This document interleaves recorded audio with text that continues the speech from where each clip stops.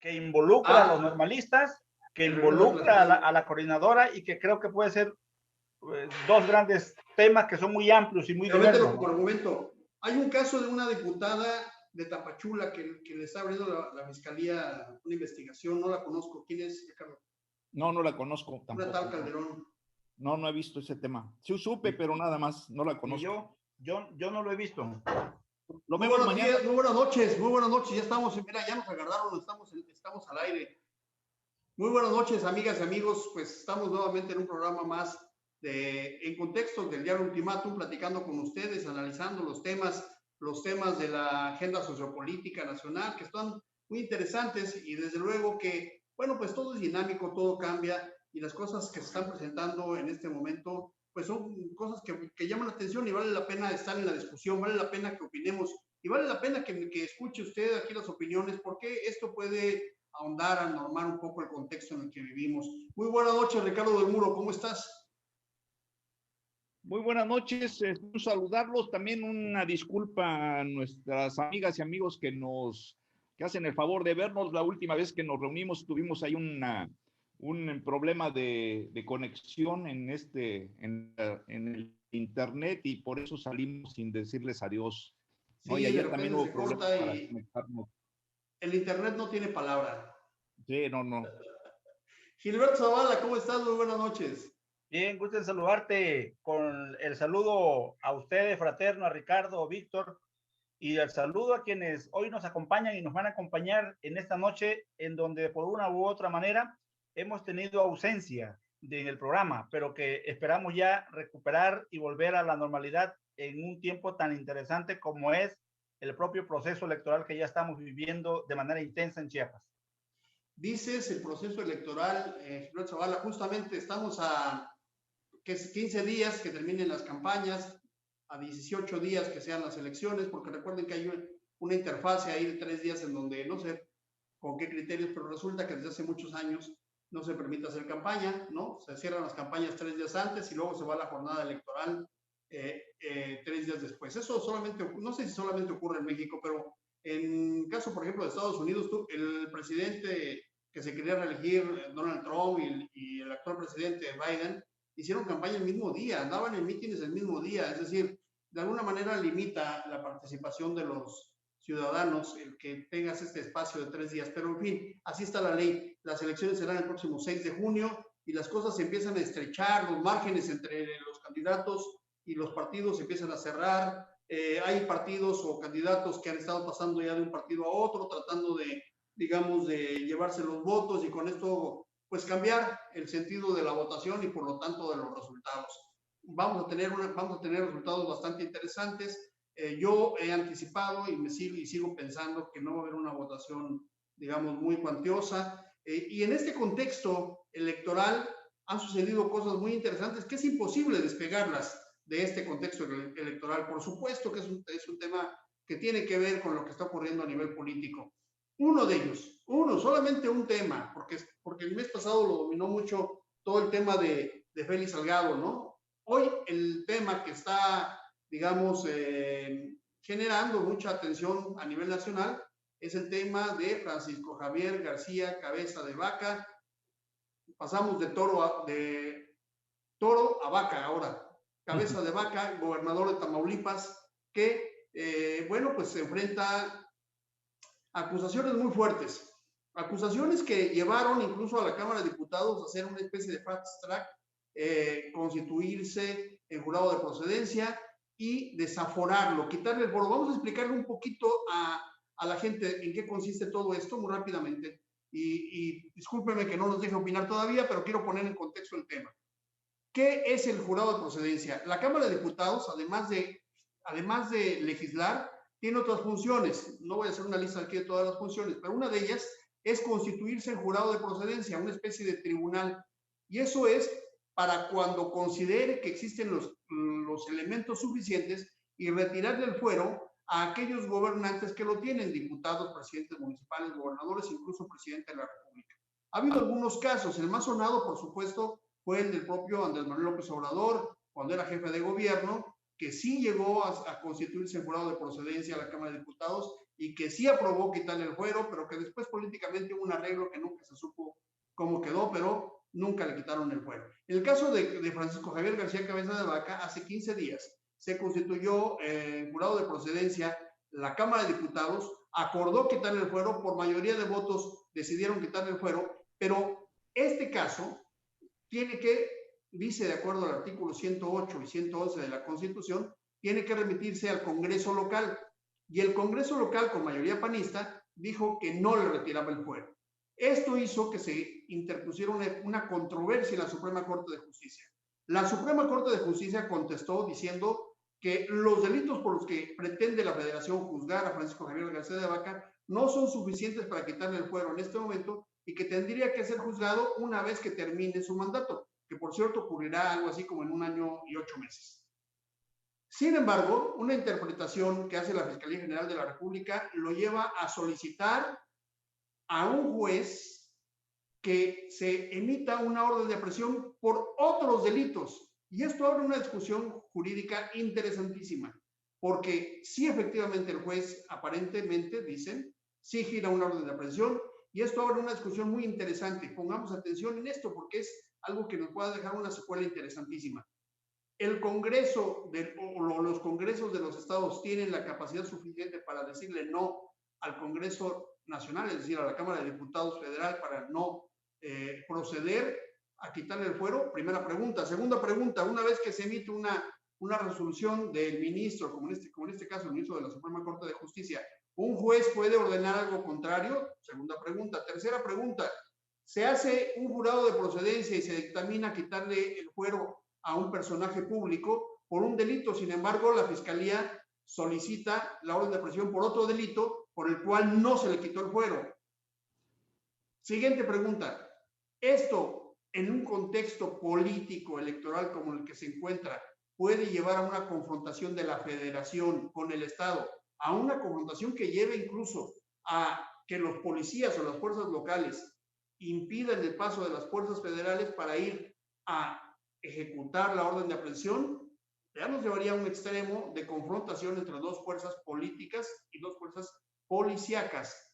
Ojo, estamos ante el umbral de un conflicto que puede todavía escalar. El presidente de la República, con eso termino mi intervención, dijo: no seré el hazmerreír en el caso Francisco Javier García Cabeza de Vaca. Por lo tanto, parece ser que es una voluntad presidencial llevarlo hasta las últimas consecuencias. Y las últimas consecuencias todavía son de pronóstico reservado. ¿Qué opinas de este caso, Ricardo del Muro? Pues este caso es un ejemplo de la nueva conformación, pero más bien dicho, del juego de poderes que se están dando en esta nueva conformación del federalismo en México entre el presidente y los gobernadores, y que en el caso de Tamaulipas puede en un momento determinado aplicarse incluso la desaparición de poderes. Hay que recordar que en el pasado el presidente siempre había tenido una gran fuerza política sobre los gobernadores, y que cuando algún gobernador se salía de la línea, normalmente el secretario de Gobernación le hacía la correcta recomendación de que dejara el cargo, y si esto no sucedía, se aplicaba la desaparición de poderes. Es un arma que tiene el presidente, por decirlo de alguna manera, para que prevalezca la federación sobre los estados. En el caso de Chiapas, por ejemplo, pues es muy conocido, ¿no? El gobierno, sobre todo en la época de Plutarco Elías Calles, se aplicó, y en la época de Obregón se aplicó la figura de desaparición de poderes. Incluso el gobierno del general Vidal, cuando vino la rebelión de escobarista y la rebelión contra Obregón de los generales porque no querían la reelección, pues el general Vidal fue fusilado, asesinado en Huitzilac, y aquí mandaron fuerzas y se desconoció el Congreso, y al gobernador en turno, el hermano Luis Pedi Vidal, también fue fusilado. El general Victórico Grajales, que era un callista furibundo, cuando Cárdenas logra mandar al exilio a Calles, también se aplica la desaparición de poderes y se destituye al gobernador. Y la figura de desaparición de poderes se aplica cuando en un momento determinado los poderes locales se rebelan ante la federación. Entonces aquí esto está muy ligado a ese nuevo juego que se está dando entre la autonomía de los estados y la figura presidencial. Creo yo que los gobernadores empezaron a tener mucha fuerza, a veces demasiada, y bueno, en Chiapas pues tuvimos dos graves ejemplos de que esa autonomía realmente esa demasiada libertad nos llevó al endeudamiento y nos tocaron un par de gobiernos sumamente frívolos durante el debilitamiento del poder presidencial en la época de Vicente Fox y Peña Nieto. Pero ahorita lo que yo estoy observando es de que López Obrador quiere otra vez mantener fuerte la figura presidencial y creo que aquí el anuncio está claro. La fiscalía tiene la autoridad de la autoridad de la Cámara de Diputados, de los poderes federales, para le están dando la autoridad para que se proceda en contra de Cabeza de Vaca y no, su primer apellido es ¿qué? García, ¿verdad? García Cabeza de Vaca, para que se proceda en contra de García Cabeza de Vaca. Y yo creo que si en un momento determinado el Congreso local intenta obstaculizar o en su caso ordena que las fuerzas de seguridad del Estado impidan que el gobernador sea aprehendido, pues el gobierno federal tiene la autoridad, y la Constitución así lo establece, de poner en práctica la desaparición de poderes. Ricardo del Muro, solamente te recuerdo lo siguiente, no quisiera polemizar, pero déjame decirte, hiciste un recuento histórico de Chiapas. Los casos de desaparición de poderes, los más recientes fueron en Veracruz y en Tabasco, o más bien al revés, en Tabasco y el más reciente en Veracruz. Pero la desaparición de poderes no es una atribución del Poder Ejecutivo. No, es del Senado. Es del Senado de la República, y en este momento yo estimo que el Senado de la República no está en condiciones de generar una desaparición de poderes, porque además debe de darse por mayoría absoluta. No creo que tengan la fuerza para hacerlo. El único que ha estado hablando sobre que hizo un desliz sobre el tema de desaparición de poderes es Ricardo Monreal, pero en el Senado, en este momento, no existen las condiciones para hablar de desaparición de poderes. Me parece que es más bien una barabucada, de verdad, o sea, yo lo veo así, como un acto, digamos, de provocación, que diciendo hasta dónde pueden llegar.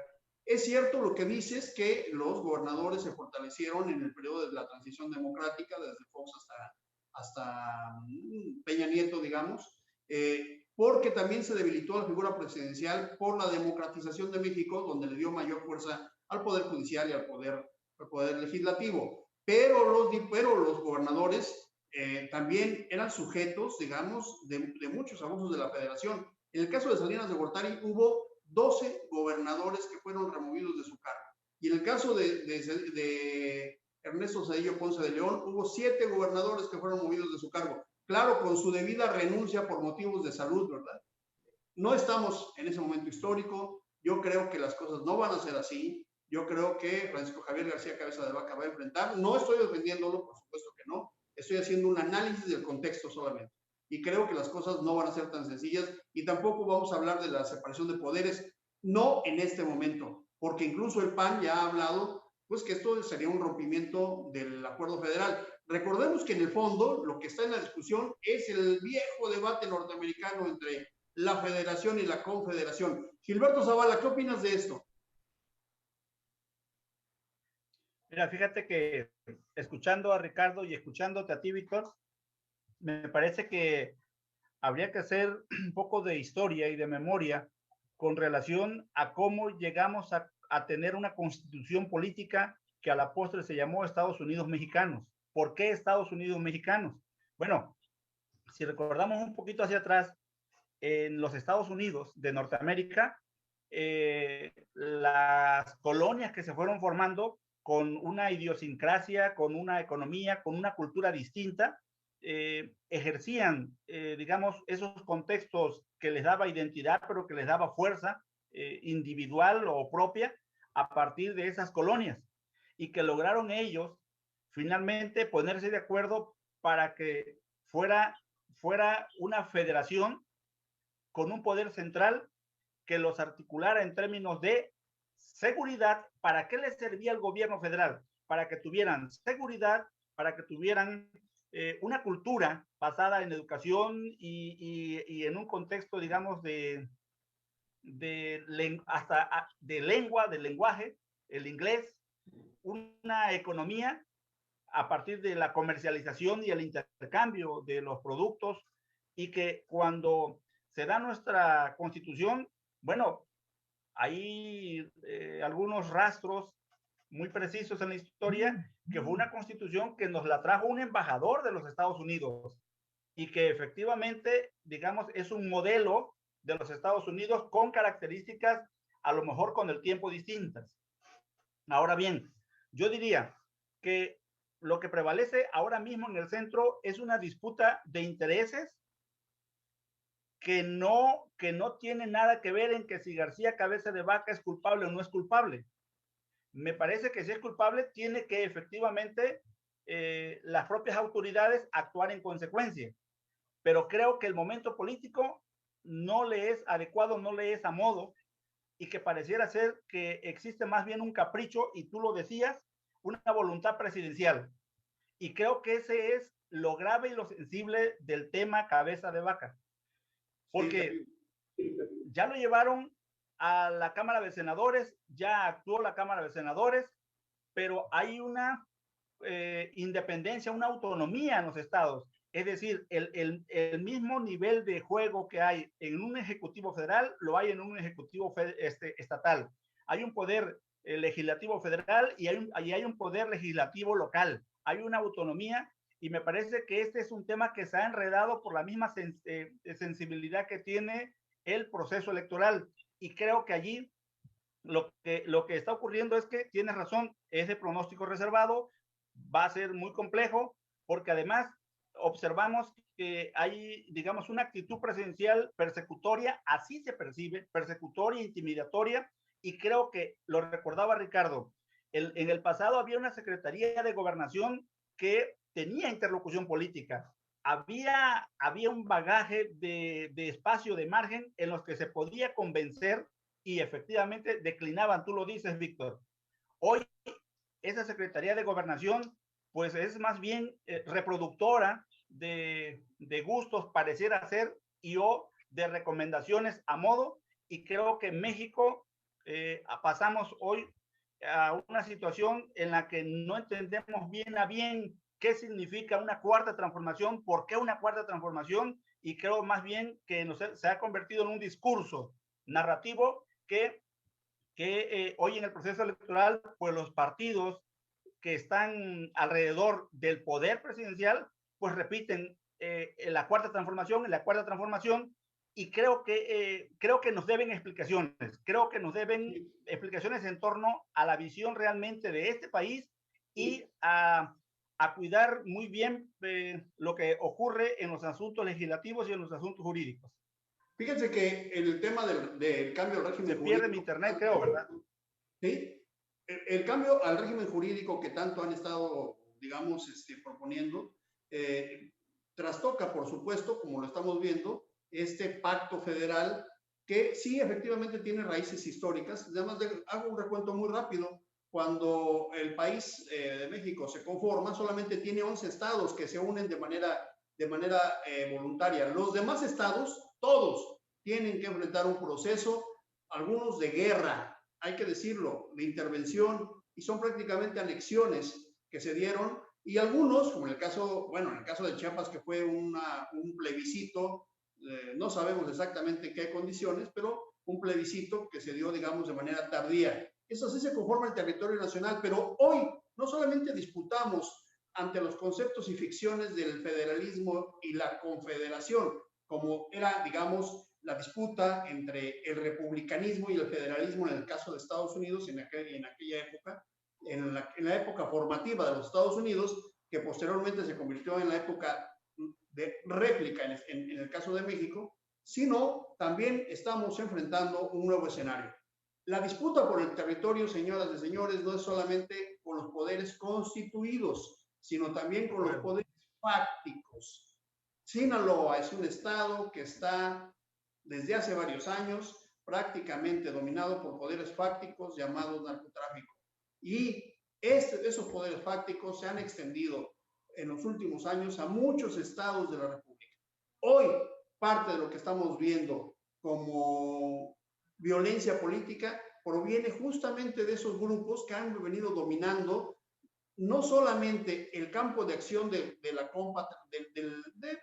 la siembra, trasiego y venta de estupefacientes y de otro tipo de delitos de delincuencia organizada, sino además se han dado cuenta de la debilidad de las instituciones, de la debilidad de la representatividad política en México, y han empezado a estar no solamente a través de testaferros, sino presionando candidaturas y además, al parecer, de manera muy lamentable, ocasionando los 76 atentados de los que se tiene registro actualmente, que han terminado en víctimas. Pero hay más de 100 atentados, porque hay otros 30 atentados que probablemente han pasado de disparos a los vehículos de las campañas de cada uno de los candidatos. Nunca antes habíamos visto una violencia política tan desatada, que le ha pegado a muchos partidos, no a uno, no hay que decirlo, no solamente de uno.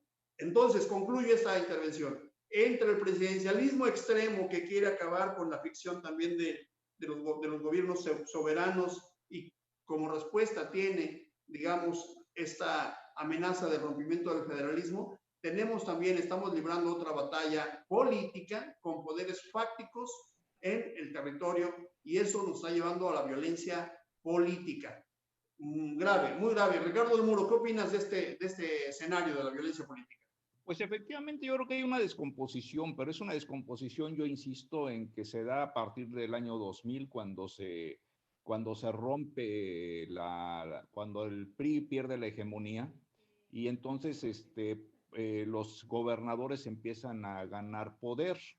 Desgraciadamente, en la teoría política es muy fácil hablar de la autonomía de los estados. Sin embargo, la realidad es de que la mayoría de los gobernadores, cuando se unen con los poderes locales, los empresarios locales, los caciques locales, los delincuentes locales, se convierten en virreyes. Y esa ha sido una lucha que marcó todo el siglo XIX, y fue la gran lucha de Benito Juárez contra los caciques, contra los gobernadores caciques. Incluso en el caso de Chiapas, cuando Porfirio Díaz manda aquí al gobernador Emilio Rabasa, lo manda precisamente por sus características para enfrentarse a los caciques chiapanecos, ¿no? Y hacerlos que entren que se adhieran a la federación.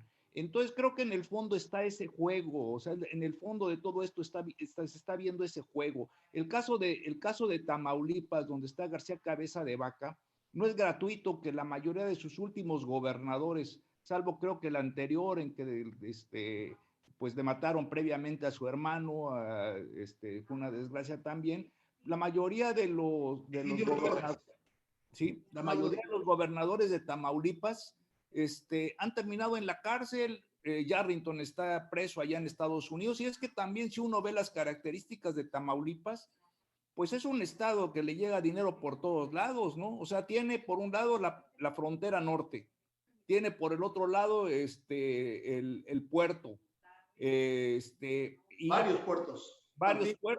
Tampico, Altamira tiene recursos petroleros, es una zona donde opera el narcotráfico. O sea, prácticamente es el tesoro en manos de Alibaba. Sí, es cierto. Entonces, y por el otro lado, pues yo creo que la mayoría de los mexicanos y de los que habitamos en el interior del país, sí deseamos la autonomía de nuestros estados, deseamos que nuestros congresos, que nuestros gobernadores tengan autonomía. Desgraciadamente, salvo rarísimas excepciones, y bueno, en Chiapas no ha sucedido así, la mayoría de los gobernadores que hemos tenido, en el mejor de los casos han sido gente inepta, y en el peor de los casos han sido gente muy, muy deshonesta y frívola. y entonces uno dice, bueno, los mejores gobernadores que ha tenido Chiapas son los que han llegado fuertemente apoyados por el presidente. Pero en el fondo creo que es lo que estamos observando. Y ya concretándome también, no quiero abarcar toda la plática, sí, efectivamente, como tú señalas ahorita, una de las características de esta elección es que se está desatando una violencia política como no se había visto antes. Tan solo en el lapso de lo que van las campañas políticas, se han contabilizado, según recuerdo, algo así como 32 asesinatos a candidatos. Por supuesto, uno de los más sonados fue el del candidato de Movimiento Ciudadano en Cajeme, Sonora. Cajeme, Sonora, y efectivamente el punto, ahí se ve la lucha de los grupos de poder de tipo ligados con la delincuencia por controlar también el poder político. Claro, claro, sí, eso sí es cierto, eso es muy evidente y es muy, muy alarmante, de verdad. Gilberto Zavala, ¿qué opinas esto de la delincuencia metida a la política, a los grupos delincuenciales, y dominando prácticamente el escenario político y generando una violencia política nunca antes vista en los tiempos modernos? Porque digamos que en el periodo postrevolucionario también se dio una violencia política terrible, pero era más bien, digamos, como formas de hacer política distinta. Digamos, en tiempo de Obregón, Calles, los cacicazgos fueron sometidos, muchos de ellos con asesinatos. Hay que decirlo también, fueron en ese tiempo, entre los 20 y los 35, 34, 35, Gonzalo N. Santos en San Luis Potosí, Tabasco, Yucatán, Chiapas, todos tenían, digamos, no había un estado que fuera de calidad y no se preciara de tener a su gran cacique, ¿no? Ávila Camacho en Michoacán. Ávila Camacho en Veracruz, los gigantes del norte en Sonora, que eran un grupo muy importante, Abelardo Ruiz Rodríguez, entre ellos, que llegó a ser presidente de la República. Ellos eran caciques realmente. En fin, los cacicazgos convertidos después en élites políticas, en aristocracias locales, en rancias aristocracias locales, y ahora, digamos, confrontadas y en algunos casos, digamos, fusionadas con la delincuencia organizada. ¿Cómo ves, Gilberto Zavala? Mira, yo diría que efectivamente los cacicazgos históricos que se transformaron en élites de poder, bien lo dices, a mí me parece que hoy en la historia moderna de México, ningún gobernante, cuando menos en lo que yo sé, ningún gobernante ha procurado estar más allá de su periodo constitucional. En el mejor de los casos han buscado dejar a un candidato ad hoc que les permita evadir responsabilidades, sobre todo en uso de recursos económicos llamados a que cumplan con la honestidad o con lo que prometieron. Pero en el caso de Cabeza García de Vaca o García Cabeza de Vaca, a mí me parece que es un problema de un delito que sin duda debe de castigarse con el ejercicio de la ley. Sin embargo, las formas políticas de las que se hace uso, me parece que es lo que enrarece el tema. Es decir, una cosa son los cacicazgos y una cosa es que un gobernador esté acusado por una u otra causa y que efectivamente teniendo fuero legal, constitucionalmente, porque he escuchado opiniones de quienes lo saben, de quienes saben del tema, el señor tiene fuero. Y yo digo, si tiene fuero, que se respete la Constitución. Y me parece que esa ha sido la discusión en los últimos tiempos en México de qué es lo legal, qué es el Estado de Derecho, qué es lo constitucional, y que, insisto, se pierde en las formas o en las prisas de cómo buscar tener un impacto mediático que le permita posicionarse políticamente en el caso de las autoridades federales. Muy bien, Ricardo, ya nos dijo que ya ha escuchado a personas que sí saben sobre el tema, o sea, ya nos dijo que nosotros no sabemos. No estoy diciendo eso, estoy hablando de colegios constitucionalistas que efectivamente, porque lo que, mira, El día de ayer yo escuchaba al presidente y a la secretaria de Gobernación decir que García Cabeza de Vaca no goza de fuero, porque fue desaforado, válgase, por la Cámara de Senadores. Pero después se recurre a las garantías o a la parte jurídica de los estados de la República que conforman el Pacto Federal, y hay quienes dicen que sí tiene fuero.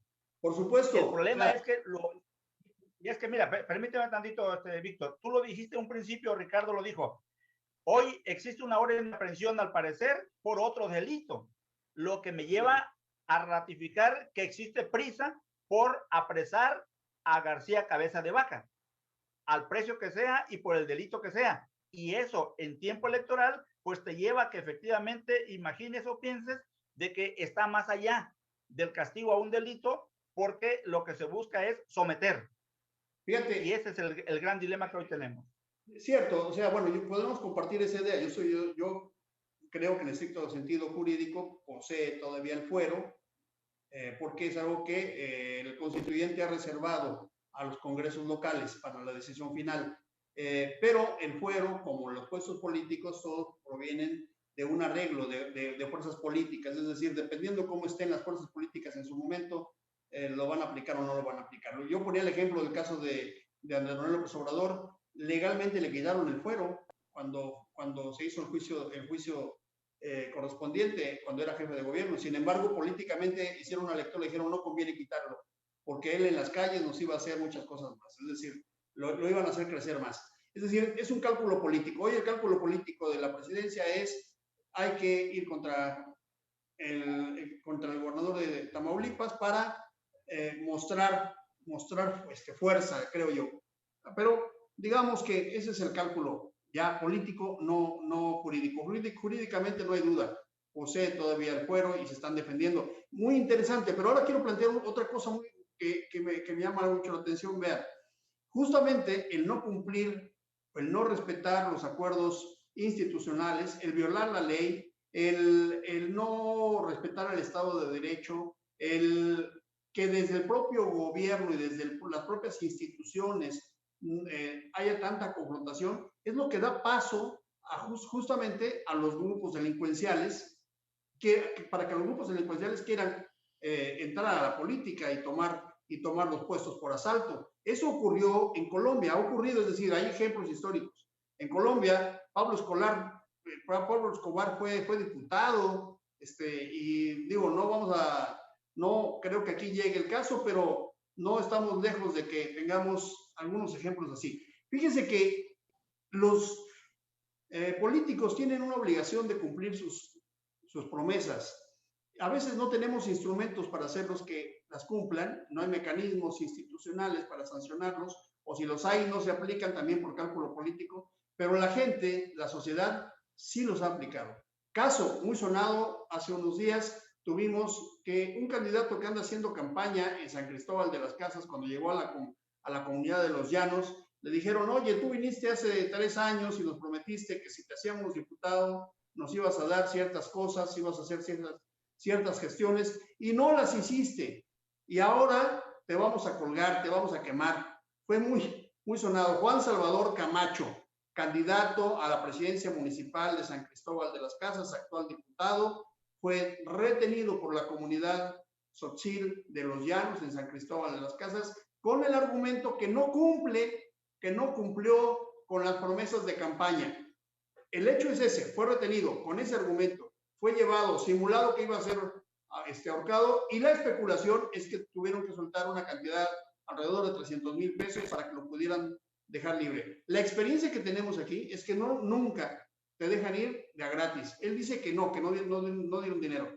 Pero recordemos el último caso, la propia Guardia Nacional fue retenida en Huitepec, también en una zona de San Cristóbal, y tuvieron que dar una cantidad para que dejaran ir a la propia Guardia Nacional. Es decir, el pueblo indígena, las comunidades indígenas no olvidan. Eso sí, hay que tenerlo muy claro. Y la inexperiencia de esos candidatos los hacen llegar a esos lugares creyendo que se trata de un juego, y no. En algunas comunidades, intentar ser representante y serlo y no cumplir tiene su costo. Ricardo del Muro, ¿cómo ves lo que ocurrió con esta personaje?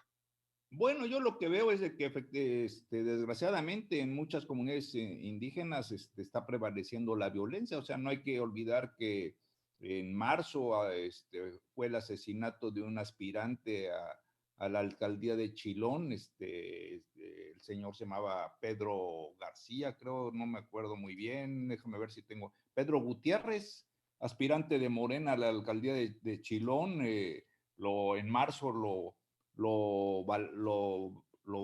emboscaron, mataron, lo asesinaron a él, mataron a su hijo que lo acompañaba, un muchachito de 8 años, mataron a un acompañante.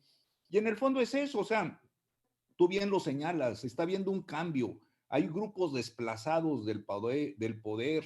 O sea, la avalancha morenista desplazó a muchos viejos cacicazgos al menos no del poder en el sentido, en el poder político, es decir, del poder de decisión en los ayuntamientos, del poder de decisión en la presidencia, del poder de decisión en las secretarías. Por supuesto, atrás de ellos siguen teniendo el poder económico, siguen teniendo el poder de sus alianzas con los grupos de poder, con los delincuentes. Y ahorita en esta elección eso está saliendo a la luz.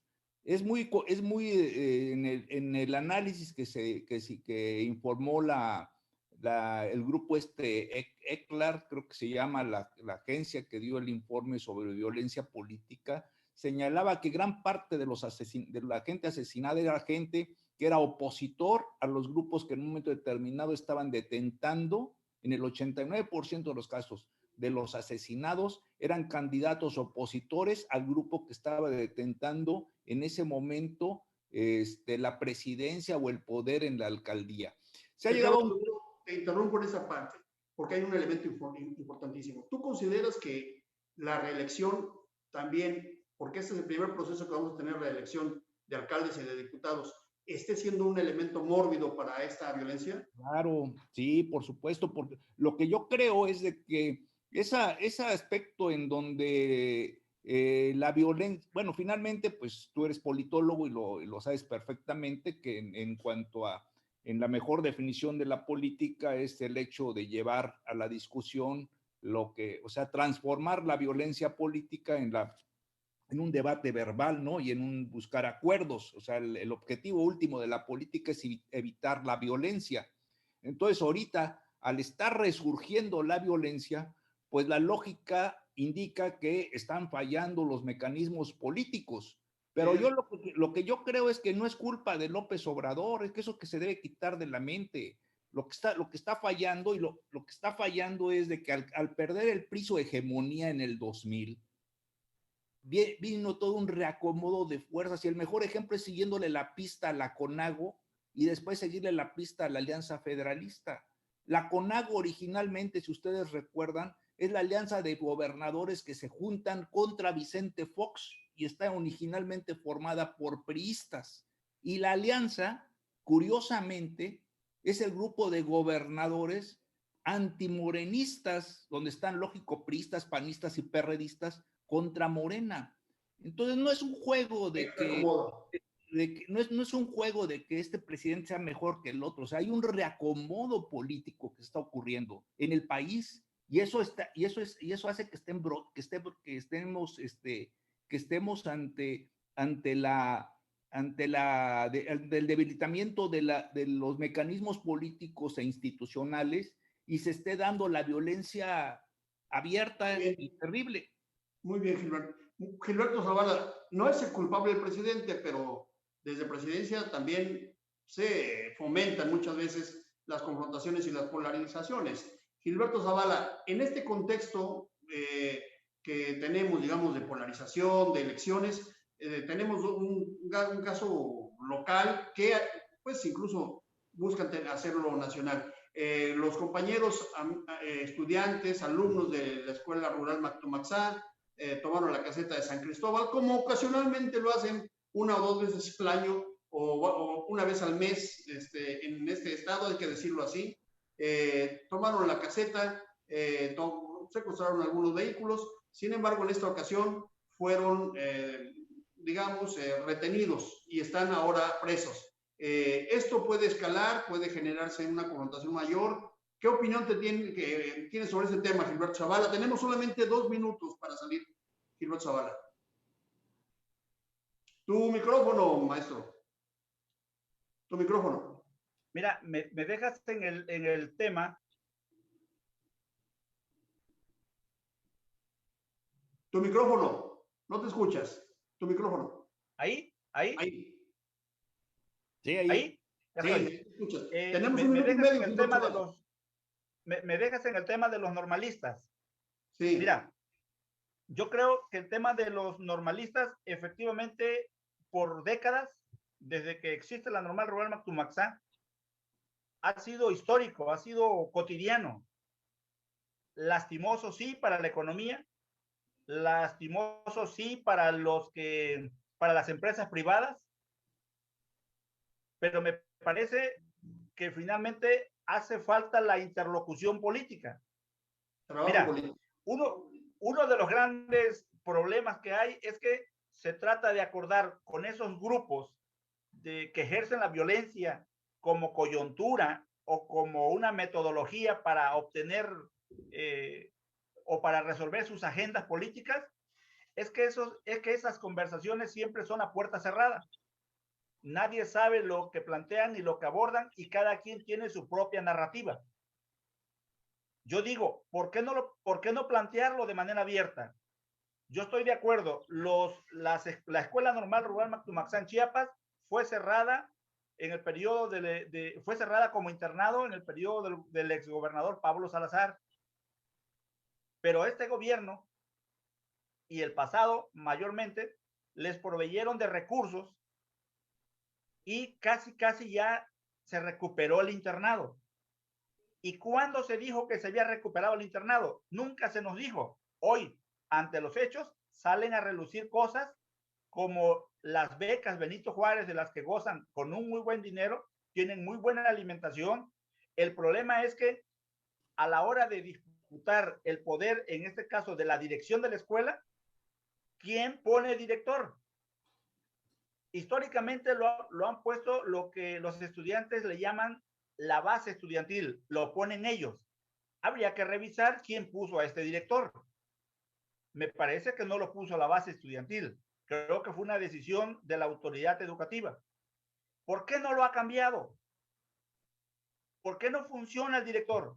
Tenemos que recuperar el control institucional y tenemos que evidenciar cómo viven, qué es lo que tienen, de qué carecen y de qué, digamos, abusan los muchachos. Muy bien, sin embargo, en una coyuntura política electoral como la que tenemos, creo que también estamos en el filo de la navaja. Qué bueno que los contienen. El problema es que son muchos. El problema es que ahí está la coordinadora afuera. Entonces, creo que todavía recupero lo que decías hace un rato, es de pronóstico reservado y hay que darle seguimiento a este tema.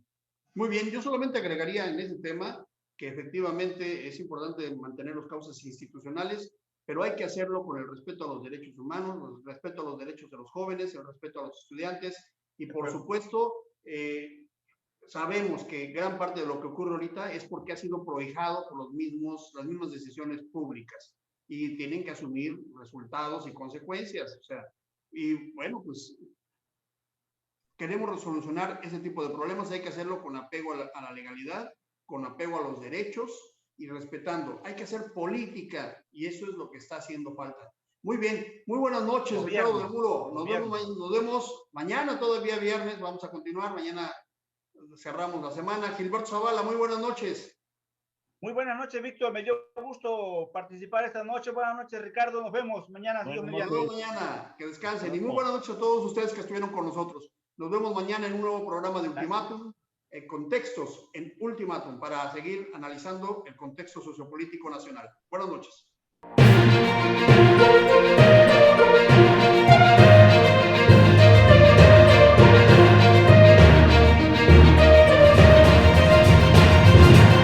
Contextos.